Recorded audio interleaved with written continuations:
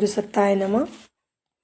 पिछले समय में भूत बाधा के बारे में बहुत सारी कहानियाँ और उनका जिक्र सुनने में आता था। क्या आज भी भूत बाधा पाई जाती है और उसका निवारण किया जा सकता है? इसी के लिए हमारी पुस्तक मरने के बाद हमारा क्या होता है, लेखक पंडित श्री राम शर्मा आचार्य का यह शीर्षक अवश्य सुने। शीर्षक: भूत बाधा और उसका निवारण। साधारण श्रेणी या निकृष्ट कोटि का जीवन बिताने वाले वे व्यक्ति जो लालसा, पीड़ा और मोहग्रस्त अथवा अवस्था में शरीर छोड़ते हैं, अक्सर प्रेत योनियों में पड़ जाते हैं। इस योनि में आत्मा की कोई विशेष उन्नति नहीं होती। अतृप्ति, द्वेष, कुढ़न आदि से प्रेरित होकर यह दूसरों को कष्ट देने, डराने या हानि पहुंचाने का प्रयत्न किया करते हैं। कुछ ऐसे होते हैं जो अत्यंत मोहग्रस्त होने के कारण प्रेत हुए हैं और अपने प्रियजनों के साथ रहना चाहते हैं। यह हानि तो कुछ नहीं पहुंचाते, परंतु अपनी वासनाओं को तृप्त करने के लिए कुछ न कुछ याचना करते रहते हैं।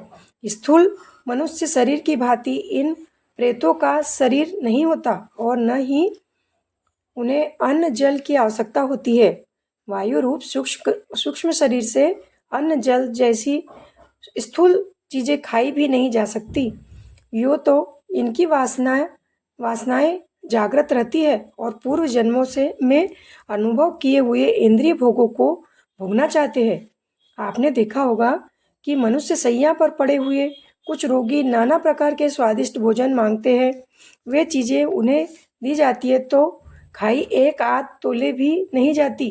करीब करीब ऐसी ही दशा इन प्रेतों की होती है। वे मनुष्य शरीर में भोगे हुए भोग को भोगना चाहते हैं, पर जिस शरीर में है उनके द्वारा उनको भोगना संभव नहीं।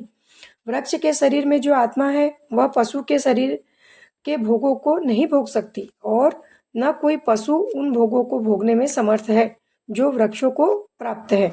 हर शरीर की स्वादेंद्रिय पृथक ढंग की होती है, इसीलिए प्रेत इच्छा करते हुए भी मनुष्य शरीर के स्वादों को चखने में असमर्थ रहते हैं। इस असमर्थता का अनुभव करके वे और भी अशांत रहने लगते हैं और झुंझलाहट को अपने निकटस्थ व्यक्तियों पर निकालते हैं, उन्हें कष्ट देते हैं। हाँ, कभी कभी कोई वृद्ध उनका अपवाद करते देखे जाते हैं। मृत्यु के समय उनकी समझ परिपक्व होती है। बच्चों के लिए उनकी ममता, स्नेह, सहायता व क्षमा का भाव होता है। इंद्रियां भी अधिकांश में तृप्त होती है। ऐसे प्रेत जिस घर में रहते हैं उस घर में लोगों की सहायता किया करते हैं, आपत्तियों से सचेत करते हैं और कष्टों का निवारण में जो कुछ भी थोड़ी बहुत सहायता पहुंचा सकते हैं पहुंचाते हैं। इनके द्वारा जानबूझकर कोई ऐसा कार्य नहीं किया जाता जो संबंधियों को हानिकारक हो। मन की एक प्रवृत्ति होती है कि यदि वह स्वयं जिस इच्छा की पूर्ण नहीं कर सकता तो उसे दूसरों से पूर्ण कराकर स्वयं तृप्ति का आनंद अनुभव करता है। बड़ा हो जाने पर आदमी छोटे खिलौने से लोक लाज की वजह से नहीं खेलता, परंतु वह अपने बच्चों के लिए अच्छे अच्छे खिलौने लाता है और उन्हें खेलते देखकर अपनी तृप्ति का अनुभव करता है। इसी प्रकार प्रेत अपनी वासना को तृप्त करने के लिए दूसरों को भोजन आदि कराने का आदेश करते हैं और उनकी तृप्ति से स्वयं भी संतोष लाभ प्राप्त करते हैं। अक्सर देखा गया है कि किसी ब्राह्मण या अमुक व्यक्ति को अमुक भोजन कराने की प्रेत लोग मांग किया करते हैं। इसका यही कारण है, उसकी आज्ञा अनुसार कार्य हुआ है और उसके बताए हुए अमुक व्यक्ति ने तृप्ति लाभ की है। यह देखकर उन्हें संतोष हो जाता है और उद्विग्नता घट जाती है।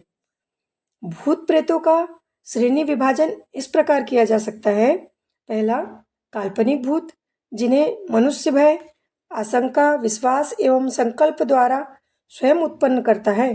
दूसरा, रोग का भूत।